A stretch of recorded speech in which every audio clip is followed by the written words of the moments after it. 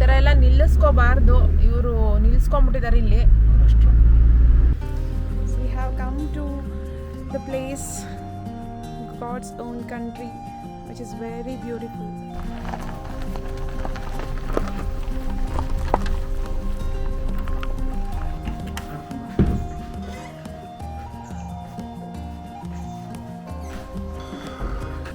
Wow,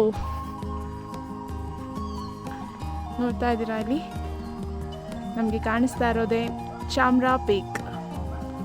so ಇದು ವಯನಾಡಲ್ಲಿರುವಂಥ highest peak. Here is the pool.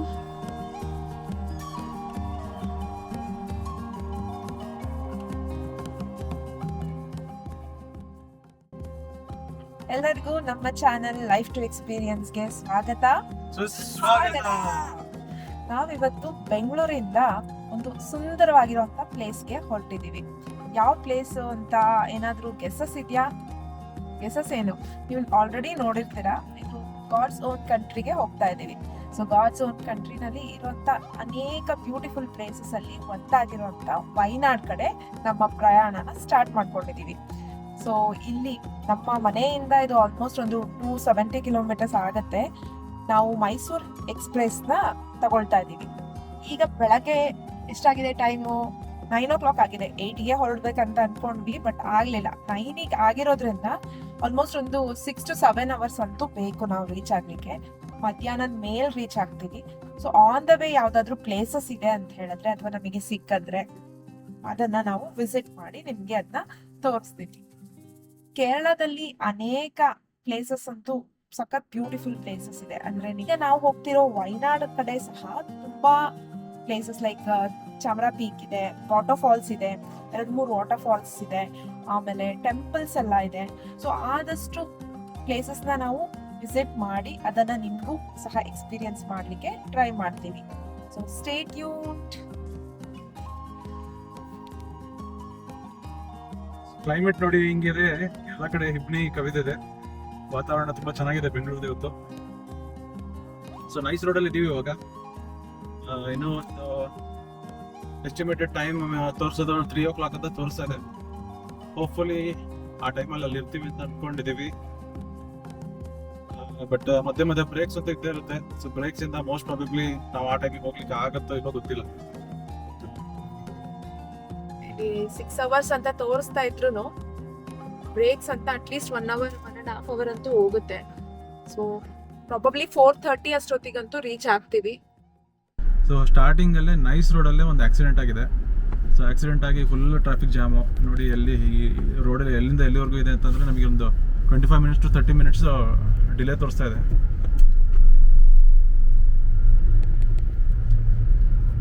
So ಇತ್ತೀಚೆಗಂತೂ ಈ ಬೆಂಗಳೂರಿಗಿಂದ ಯಾರಾದ್ರೂ ಹೊರಗಡೆ ಹೋಗೋದಾದ್ರೆ ಇದೊಂದು ನಾರ್ಮ್ ಆಗ್ಬಿಟ್ಟಿದೆ. ಯಾವುದೇ ಒಂದು ದೊಡ್ಡ ಲಾಂಗ್ ವೀಕೆಂಡು ಅಥವಾ ವೆಕೇಶನ್ ಅಂತ ಹೊರಟ್ರೆ ಇದಂತೂ ಸರ್ವೇ ಸಾಮಾನ್ಯ ಈ ಥರ ಆಗೋದು. ಸೊ ಟ್ರಾಫಿಕ್ಕಿಂದ ಅಂತೂ ನಮಗೆ ಸದ್ಯಕ್ಕಂತೂ ಬೆಂಗಳೂರಿನವ್ರಿಗೆ ಮುಕ್ತಿ ಇಲ್ಲ. ಸೊ ನಮ್ಮ ವೆಕೇಶನ್ ಇವತ್ತು ಸ್ಟಾರ್ಟ್ ಆಗಿದ್ದೆ ಈ ರೀತಿ ನೋಡಿ. ಸೊ ನಾವಂತೂ ಸಖತ್ ಎಂಜಾಯ್ ಮಾಡ್ತಾ ಇದ್ದೀವಿ. ಜಾಲಿ ಜಾಲಿ ಅಂತ ಹೇಳ್ತಾರಲ್ಲ ಆ ಥರ.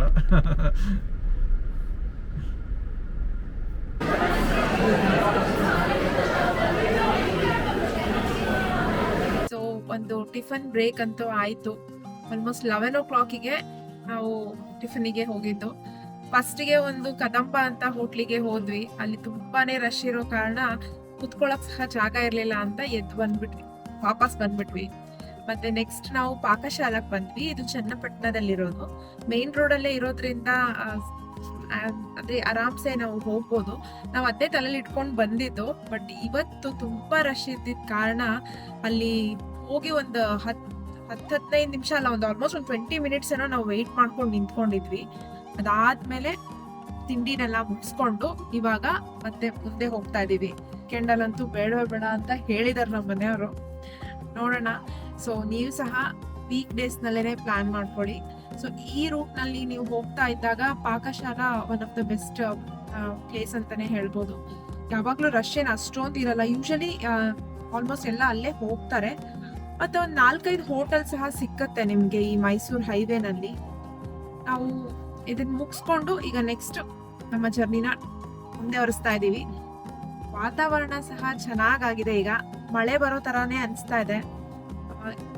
ಸೊ ಮಳೆ ಬರೋ ವಾತಾವರಣ ಇರೋದ್ರಿಂದ ಜರ್ನಿ ಮಾಡ್ಲಿಕ್ಕೆ ಸಹ ಚೆನ್ನಾಗ್ ಅನಿಸ್ತದೆ. ಹೋಪ್ಫುಲಿ ಜೋರ್ ಮಳೆ ಎಲ್ಲ ಬರ್ದಲೇ ಇದ್ರೆ ಒಳ್ಳೇದು. ಯಾಕೆಂದ್ರೆ ಅಲ್ಲಿ ಹೋದ್ಮೇಲೆ ಯಾವ್ದು ಪ್ಲೇಸಸ್ ನೋಡಕ್ ಆಗಿಲ್ಲ ಅನ್ನೋ ತರ ಆಗ್ಬಾರ್ದು. ಇಲ್ಲಿಂದ ನಾವು ಟ್ರಾವೆಲ್ ಮಾಡ್ಕೊಂಡು ಹೋಗ್ತಿರತ್ತೆ ಅಲ್ಲಿ ಇರೋ ಎಲ್ಲ ಪ್ಲೇಸಸ್ ನ ವಿಸಿಟ್ ಮಾಡ್ಬೇಕು, ಅಲ್ಲಿ ಎಕ್ಸ್ಪೀರಿಯನ್ಸ್ ಮಾಡ್ಬೇಕು ಅಂತ. ಸೊ ನೋಡೋಣ. ಇವಾಗ ತೋರಿಸ್ತಾ ಇರೋ ಪ್ರಕಾರ 4 o'clock ರೀಚ್ ಆಗ್ತೀವಿ ಅಂತ. ಮುಂದೆ ಇನ್ನ ಎಲ್ಲಿ ಟ್ರಾಫಿಕ್ ಜಾಸ್ತಿ ಆಗುತ್ತೋ ಗೊತ್ತಿಲ್ಲ.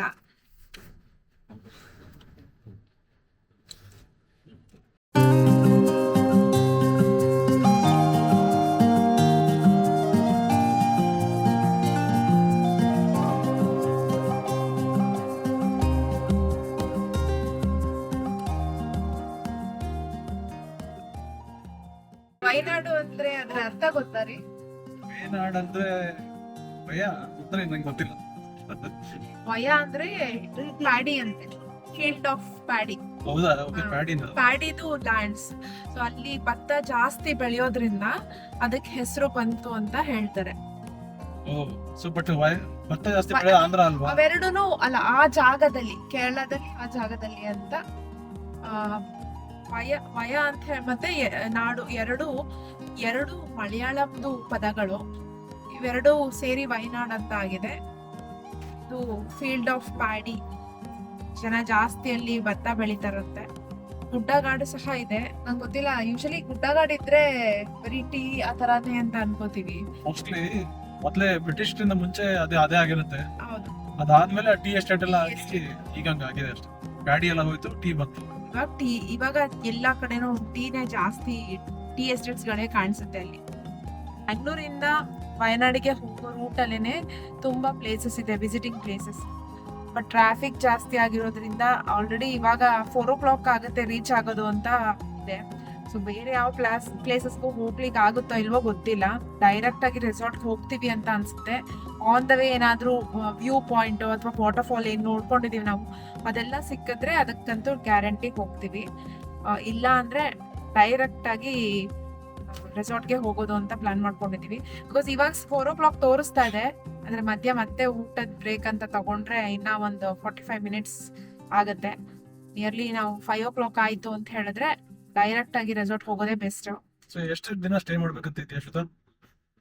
2 days ಒಂದು ಪ್ಲೇಸ್ ನಲ್ಲಿ ಒಂದು ರೆಸಾರ್ಟ್ ನ ಬುಕ್ ಮಾಡಿದೀವಿ. ಸೊ ನೆಕ್ಸ್ಟ್ ಥರ್ಡ್ ಡೇ ಅಂದ್ರೆ ಥರ್ಡ್ ಡೇ ಇನ್ನೊಂದು ಪ್ಲೇಸ್ ಅಲ್ಲಿ, 3 days. 4th ಡೇ ವಾಪಸ್ ಬರ್ಬೇಕು ಅಂತ ಪ್ಲಾನ್ ಇದೆ. ಸೊ ತುಂಬಾ ಬೇರೆ ಬೇರೆ ಪ್ಲಾನ್ಸ್ ಇದೆ. ಅಂದ್ರೆ ವಾಟರ್ ಫಾಲ್ ನೋಡ್ಬೇಕಂತ ಇದೀವಿ. ಟೆಂಪಲ್ ಒಂದಿದೆ, ವಿಷ್ಣು ಟೆಂಪಲ್ 1000 years ಬ್ಯಾಕ್ ಇತ್ತು ಒಂದು. 3000 years. ಅದು ಇದು ಕೇವ್ ಅಲ್ವಾ? ಇದು ಸಹ 3000. ಸೊ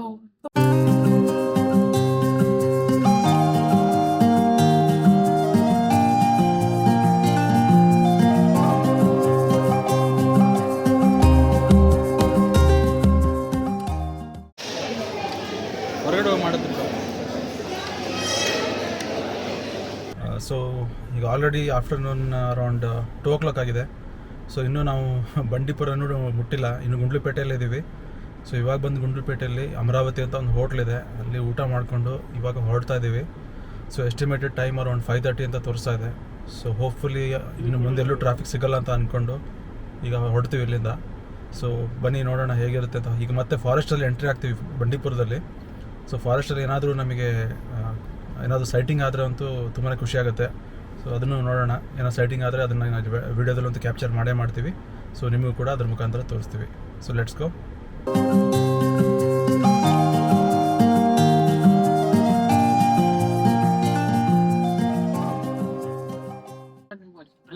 ಸೊ ಇವಾಗ ಒಂದು ಸರ್ಕಲ್ ಅಲ್ಲಿ ಇದೀವಿ. ಈಗ ಗುಂಡ್ಲುಪೇಟೆಲ್ ಒಂದು ಸರ್ಕಲ್ ಇಂದ ಸ್ಟ್ರೈಟ್ ಹೋದ್ರೆ ಊಟಿ ಕಡೆಗೆ, ನಾವೀಗ ರೈಟ್ ತಗೋಬೇಕು. ರೈಟ್ ಹೋದ್ರೆ ಕೋಸಿಕೋಡ್. ಸೊ ವಯನಾಡಿಗೆ ಹೋಗೋಕೆ ಇಲ್ಲೇನೆ ನಾವು ಟರ್ನ್ ತಗೋಬೇಕು. ಕೋಸಿಕೋಡ್ ಅಲ್ಲ, ಇದು ಕೋಳಿಕೋಡ್. ನೋಡಿ ಎಷ್ಟು ಚೆನ್ನಾಗಿ ಹೋಗ್ತಾ ಇದಾರೆ ಎಲ್ಲ ಮುಂದೆ ಇರೋರು. ನೋಡಿ ಇಲ್ಲಿ ಎಷ್ಟು ಚೆನ್ನಾಗಿದೆ. ಸನ್ಫ್ಲವರ್, ಸೇವಂತಿಗೆ ಅಲ್ಲ, ಸೂರ್ಯಕಾಂತಿ. ನಾವು ಬಂದ್ವಿ ಇವಾಗ ಎಂಟ್ರೆನ್ಸ್ಗೆ. ಕಾರ್ಡ್ ಎಂಟರ್ ಆಗ್ತಾ ಇದೀವಿ. ಜನ ಸಹ ಜಾಸ್ತಿನೇ ಇದಾರೆ, ಫುಲ್ ಕ್ಯೂ ಆಗಿದೆ ಈಗ. ಚೆಕ್ ಪೋಸ್ಟ್ ಸಿಕ್ಕಿದೆ ನಮ್ಗೆ. ಗುಂಡ್ಲುಪೇಟೆ ಚಾಮರಾಜನಗರ ಡಿಸ್ಟ್ರಿಕ್ಟ್ ನ ಮದ್ದೂರ್ ಗೇಟ್ ಚೆಕ್ ಪೋಸ್ಟ್. ನಾವೀಗ ಟಿಕೆಟ್ ತಗೋಬೇಕು, ಕೊಡ್ತಾ ಇದಾರೆ.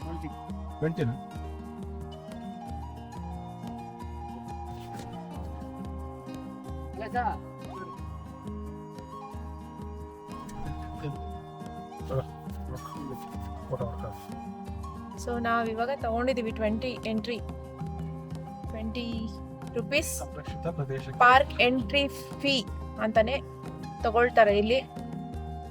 ಇದು Bandipur tiger reserve Maddur range ನಲ್ಲಿ ಟಿಕೆಟ್ ನ ತಗೊಂಡಿದೀವಿ. ಈ ತರ ಎಲ್ಲ ನಿಲ್ಲಿಸ್ಕೋಬಾರ್ದು, ಇವರು ನಿಲ್ಸ್ಕೊಂಡ್ಬಿಟ್ಟಿದಾರೆ ಇಲ್ಲಿ. ಹೀಗೆ ಈ ತರ ಎಲ್ಲ ಮಾಡೇನೆ ಹುಲಿ ಹಿಡಿತು ಅಂದ್ರೆ ಹುಲಿನ ಸಾಯಿಸ್ತಾರೆ. ಹೌದೌದು.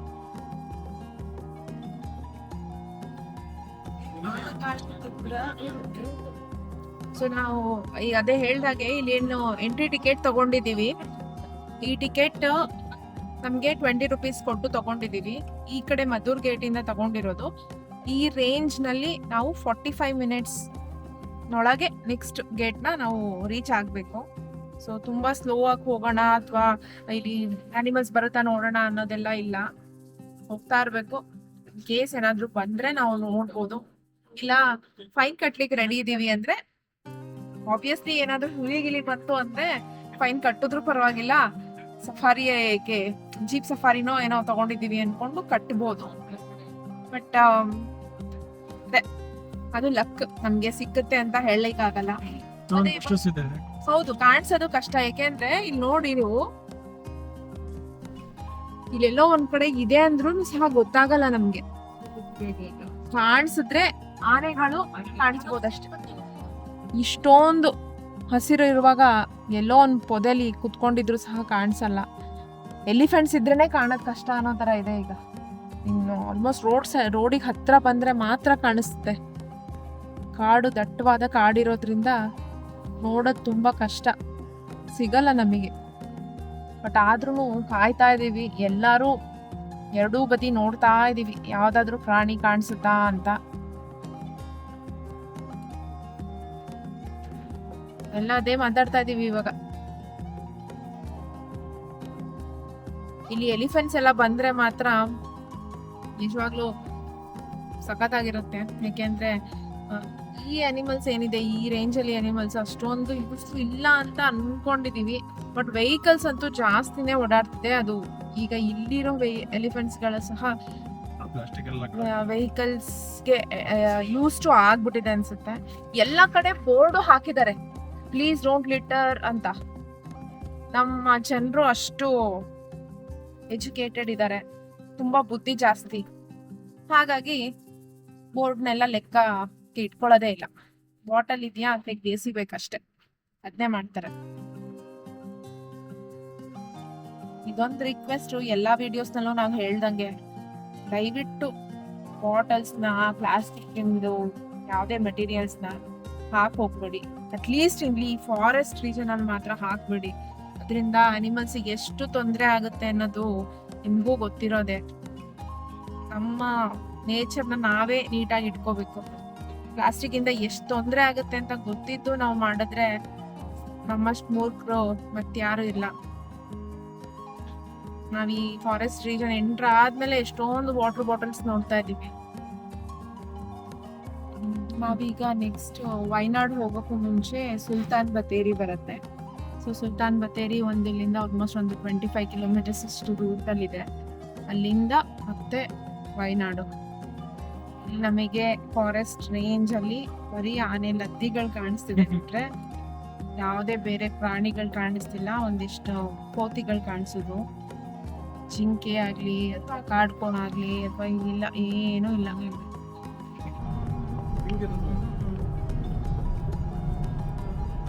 ಸೊ ಈಗ ಮುತ್ತುಂಗ ಚೆಕ್ ಪೋಸ್ಟ್ ಎಂಟ್ರಿ ಆಗ್ತಾ ಇದೀವಿ. ಬ್ಯಾಚುಲರ್ಸ್ ಹೋಗ್ತಾ ಇದ್ರೆ ಮಾಡಿದ್ರೆ ಸಾಮಾನ್ಯವಾಗಿ ಚೆಕ್ ಮಾಡೇ ಮಾಡ್ತಾರೆ. ಫ್ಯಾಮಿಲಿ ಇದ್ರೆ, ಮಕ್ಕಳೆಲ್ಲ ಇದ್ರೆ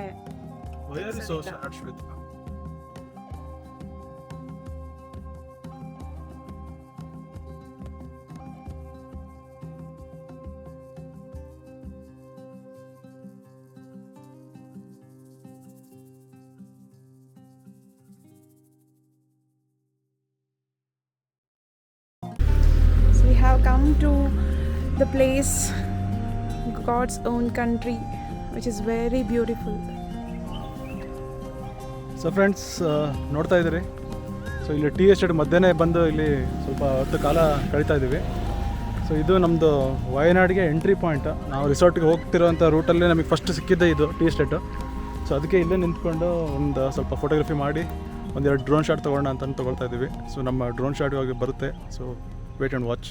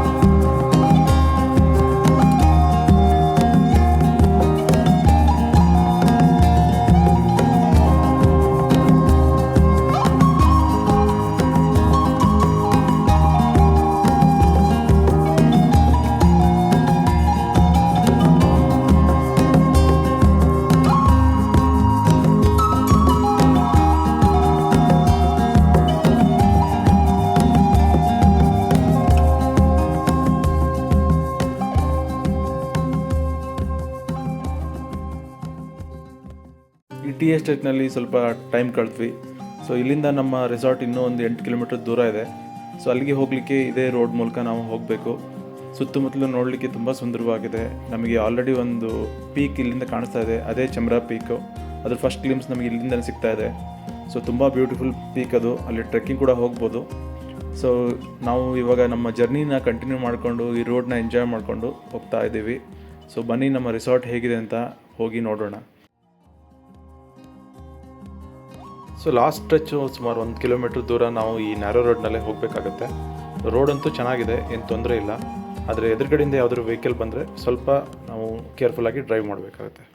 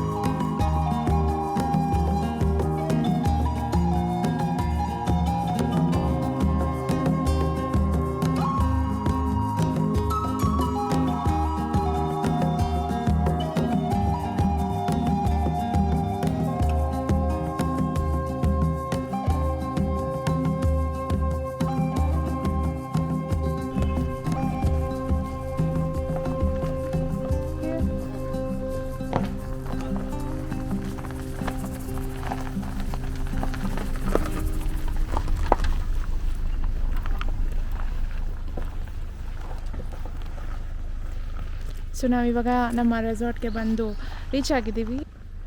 ಜಂಗಲ್ ವ್ಯಾಲಿ ರೆಸಾರ್ಟ್, ವಯನಾಡಲ್ಲಿರುವಂಥ ಒಂದು ರೆಸಾರ್ಟ್. ಈಗ ಪಾರ್ಕಿಂಗ್ ಮಾಡ್ತಾ ಇದ್ದೀವಿ. ಪಾರ್ಕಿಂಗ್ ನಂತರ ರೆಸಾರ್ಟ್ನ ಒಂದು ವ್ಯೂ ನಿಮಗೆ ತೋರಿಸ್ತೇವೆ.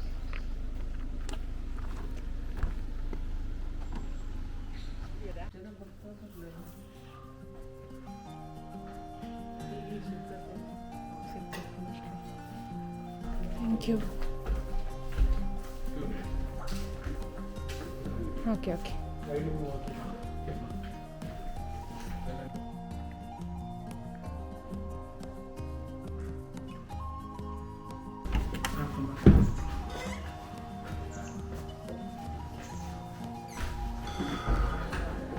ಸೊ ರೂಮ್ ನೋಡಿ, ದೊಡ್ಡದಾಗಿರುವಂಥ ಒಂದು ಹಾಲ್ ಇದೆ.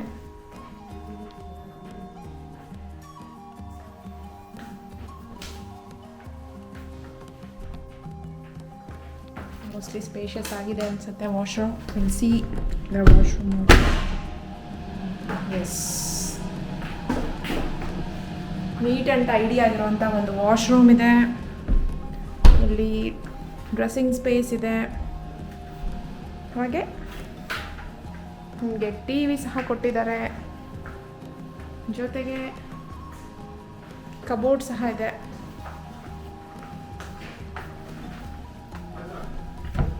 Yes, we can keep all the things here.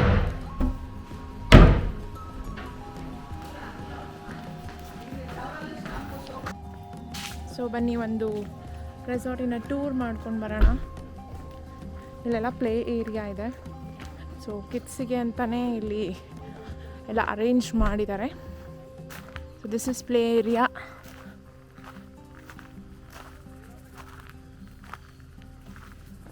Different cottages ಸಹ ಬೇರೆ ಬೇರೆ ಕಡೆ ಇದೆ. ಜೊತೆಗೆ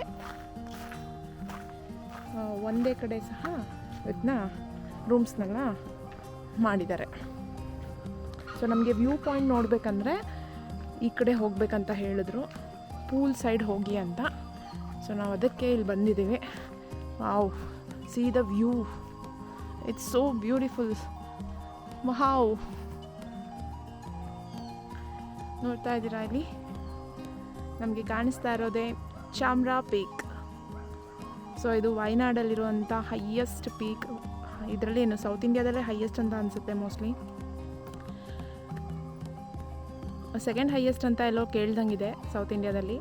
ದೊಡ್ಡ ಬೆಟ್ಟ ಫಸ್ಟ್ ಹೈಯೆಸ್ಟು, ಇದು ಸೆಕೆಂಡ್ ಹೈಯೆಸ್ಟ್ ಅನಿಸುತ್ತೆ. ಇದು 6890 ಫೀಟ್ ಹೈಟ್ ಇದೆ ಇದ್ರದ್ದು. ವ್ಯೂ ಮಾತ್ರ ಸಖತ್ತಾಗಿದೆ. You can see the view here. ಎಲ್ಲ ಕಡೆ ಫುಲ್ಲು ಮರಗಳು, ಅಡಿಕೆ ತೋಟ, ಕಾಫಿ ತೋಟ, ಇದ್ರ ಮಧ್ಯ ನಮ್ಮ ಈ ರೆಸಾರ್ಟ್. ಸೊ ಇಲ್ಲಿ ಪೂಲ್ ಏರಿಯಾಗೆ ಯಾವ ಕಡೆಯಿಂದ ಹೋಗಬೇಕಂತ ಗೊತ್ತಿಲ್ಲ. So will see wait. Here is the pool. So ಇದು ಪೂಲ್ ಏರಿಯಾ. ಇಲ್ಲಿ ವ್ಯೂ ಸಹ ನಿಮಗೆ ತುಂಬಾ ಚೆನ್ನಾಗಿದೆ.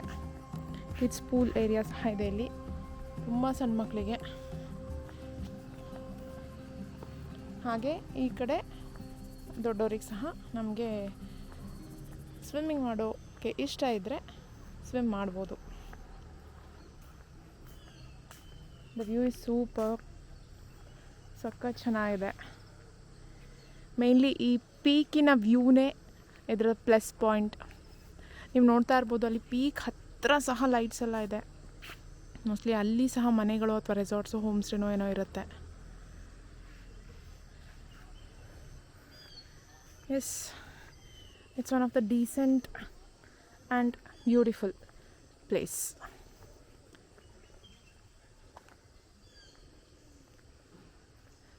ಸೊ ಇವಾಗ ನಾವು ಟೀಗೆ ಅಂತ ಹೇಳಿದ್ದೀವಿ. ಸೊ ಟೀ, ಕಾಫಿ ಅಥವಾ ಏನಾದರೂ ಸ್ವಲ್ಪ ಸ್ನ್ಯಾಕ್ಸ್ ಎಲ್ಲ ತೊಗೊಂಡು ಮತ್ತೆ ನಿಮ್ಮನ್ನ ಭೇಟಿ ಮಾಡ್ತೀವಿ. ಅಲ್ಲಿ ತನಕ ಸ್ಟೇ ಟ್ಯೂನ್ಡ್. ನಿಮಗೆ ಈ ವಿಡಿಯೋ ಇಷ್ಟ ಆದರೆ ಲೈಕ್ ಮಾಡಿ, ಶೇರ್ ಮಾಡಿ ಮತ್ತು ಸಬ್ಸ್ಕ್ರೈಬ್ ಮಾಡಿ.